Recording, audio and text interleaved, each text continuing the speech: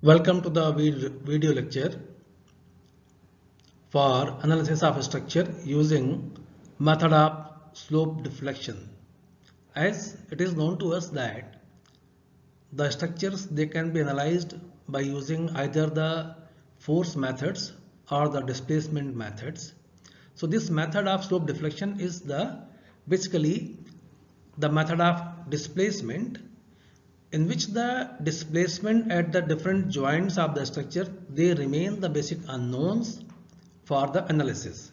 So to continue with the method, we'll have to understand that there would be some assumptions based upon which the method will proceed. Then some sign conventions they should be there, which are to be followed during the entire process of the following of the method. Some steps they should be well defined and known to us so that we can comfortably follow the method in the realistic problems. So some assumptions which are to be considered: that the beam is having a constant cross section between each pair of supports in general, and for the joints will rotate as a whole. That means the members meeting at that joint will maintain the same angle before and after the rotation at the joint.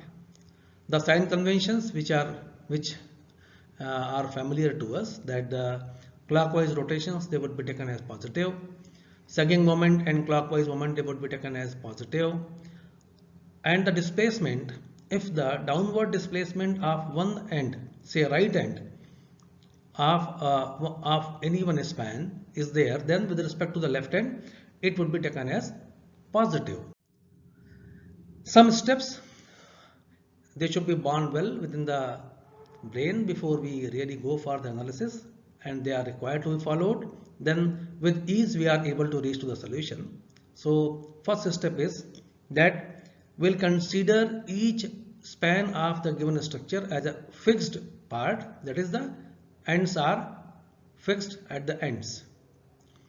Then we'll compute the fixed end moments at the ends due to the applied loads upon this particular span which is under consideration. Then this span which is fixed at both ends will compute the moment induced at the ends due to the rotation at each end, and we'll call them by the name, say, M2. Here it should be known to us that at one particular end, which is either fixed or hinged, rotation is provided, and to rotate the end some moment is required. That is the requirement here. Whereas if the other end is rotated and this end where we were computing is fixed, then some moment would be induced here at this end under consideration. So it will mean that this M2 will have two parts. One part would be the moment required at this end itself for providing the rotation, and the other part would be the moment induced at this end due to the applied moment at the far end. Then if in the problem some information is given there that some of the end goes downward or gets settled down, then the moments which are induced due to the settlement of the support will compute, and we'll call it by the name M3. So then the total moment at any one end of this beam, this part of the structure which is under consideration, would be obtained by summing all the three moments M1, M2 and M3 at this end, and this summation relationship is known as the slope deflection equation. These slope deflection equations are written down at all joints in the structure. Then moment equilibrium equations and compatibility equations they are being solved at different joints. This will let us know about the unknown values of the resultants or the unknown forces. To understand, let us have the example. One general case as shown to the figure first. You can notice that this beam has two spans between node I and node J is one span. From node J to node K is the other span. The entire beam is loaded by a UDL of intensity small w per meter, and point load P is acting at some position. To make the simpler, as we have said that first step, that assume each of the span as the fixed one. So consider the part IJ, span between the nodes I and J only, here in the second figure, as you can see. It has been also noted that the support at node J settles down by the delta, amount delta. Alright. So what happens when the settlement takes place and when the loads are acting? What happens to the elastic curve of the part between node I and node J has been shown in the second diagram. This dotted line in red is indicating the elastic curve. You can notice here the moment Mij, Mij at the node I and Mji at the node J, they are to be computed in turn and we are interested to know the moments at I and node J. So to continue further, as if I sum up all the three kind of activities, say first figure, this figure is the problem statement, say, all right. The second figure explains that when the rotation at the node I was made with theta I here, you can notice theta I here, then the moment required was 4 ei theta I upon L, and at the same time if the end J or at the end of the structure at node J is also rotated, then the moment induced here is what? Moment applied at node J is what? Is the 4 ei theta J upon L, and the moment induced at node I is half of that, that is the 2 ei theta J upon L. Notice? So at the node I have two moments, one which was required to produce the rotation theta I, and one which was induced due to the applied moment at node J. Okay, so this moment Mij here in the first in the second figure will call by the name moment M2. Then if the support at node J settles down by delta, then the moments are induced at node I and node J. So notice you can moment induced due to the settlement that has been mentioned here. Okay. Last figure is the part of the structure which is loaded with the point load as well as the UDL upon the span between node I and node J, and the moments which are at the ends induced assuming the ends are fixed. So that is the MFIJ load, MFJI load. So notice at the bottom of the slide you can notice the total moment at node Ij. The first two terms from here till here is the moment M2, this part is the moment M3, and this part is the moment M1. Adding all the three moments M1, M2, M3 is the value of the moment at node I or at node J as shown here, and these equations which we have obtained now would be known as the slope deflection equation.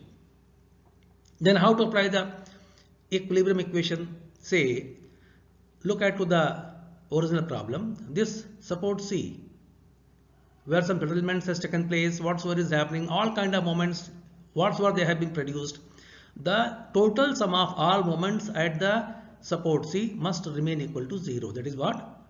Summation of all moments about the node J should be equal to 0. That means after analyzing, after finding the moments in the portion Ij and Jk, we can add the all moments with their sign at the joint J, and we should obtain a summation equal to 0. That is the moment equilibrium equation.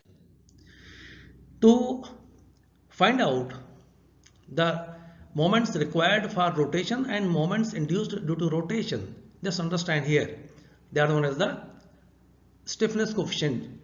Say for example, take this figure, first figure, where some moment Mi is applied at node I to have a rotation theta I here. Alright, and some moment mj has been applied here. Since the support at the node j is fixed, so therefore there will not be any rotation. Alright, but this moment, if it is applied, it is going to produce some rotation at the node j as well. Okay, so corresponding conjugate beams, they can be drawn. First action is what? Applying the moment mi. So I can write down a conjugate beam. I can show a conjugate beam above to the baseline here, mi upon ei. It is a hogging moment, so below to the baseline. And when the moment mj was applied, it is a sagging moment, so therefore it is plotted above the baseline. After analyzing the two loading upon the common conjugate beam, this fixed end has been made free in the conjugate beam. Simple end will remain simple end in the conjugate beam, and finding out the solution for the moment mi and mj from the equation, we'll obtain the answer of mi equals 4 ei theta I upon L and mj equals 4 ei theta j upon L. Alright, as mentioned at the bottom. Similarly, if both ends they are the hinged or simple supported end, so it is the real beam. Applying the moment mi at the node I, then drawing the conjugate beam for this, one will have the theta I equals, if theta I is equal to 1, say assuming the unity, then mil upon 3ei, or from here you can obtain, one can obtain mi equals 3ei upon L. So let us define the stiffness here. It is the moment required at the end to rotate the end by unity when theta is equal to 1. Okay, so there would be always two kinds of conditions. Either the far end, say if I am standing at node I, node j is the far end for me. If I am standing at node j, then the node I is the far end for me. Okay, so if the node where I am standing is simple end or hinged end, and other node far end is the fixed end, we have discussed in the previous slide. And if the far end is hinged one, then how to find out the moment required to produce unit rotation at the near end, that we have discussed. Similarly, we'll also need to have the fixed end moments due to the applied loads upon the structure. So there may be different kind of beams and different kind of loadings. Say if it is the case of uniform loading like this, in this figure, in the real beam here, you can notice I can divide this entire real beam into the three parts. The part 1, only moment induced at a moment which is available at fixed end A due to the loading is applied. Then moment acting at end B due to loading is applied. And then the third diagram here, this third diagram, only the external load upon the simply supported span is being applied. So notice, in all the three cases, the beam has been considered with the simple ends so that it can be easily workable. Corresponding conjugate beams, they are being drawn here in this right hand section for each case, and you can notice that they can be analyzed very easy. So finally, at the bottom of slide, we are able to find the solution for the moment at A and moment for B after solving the conjugate beam. This you can do by your own as well. Now, one more interesting case. Say support B settles down by amount delta. Then you can notice, just come to the support A. You can notice at support A, some moment is induced in such a way that the axis or the elastic neutral axis is taken care that the slope remains 0 at the support A. Similarly, at the support B, the moment induced would be of that nature that the slope remains 0 at support B. So both of the moments, either it is the mi or it is the mj. Mi means what? Moment at A. Mj means what? Moment at B. Both of them, they are of the same nature. Both of them, they are anticlockwise in nature and induced due to what? Due to the settlement of support at node J or at support B. Okay, again the three simply supported spans they have been drawn as previously. First case only moment at support A has been applied upon in the simply supported beam.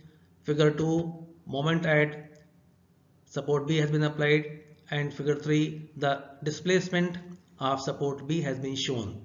Solving the corresponding conjugate beams for each case, we can find the answer of the moment at both the ends, and that is equal to 6 EI delta upon L square, as we have discussed here. Okay, so we have started from where?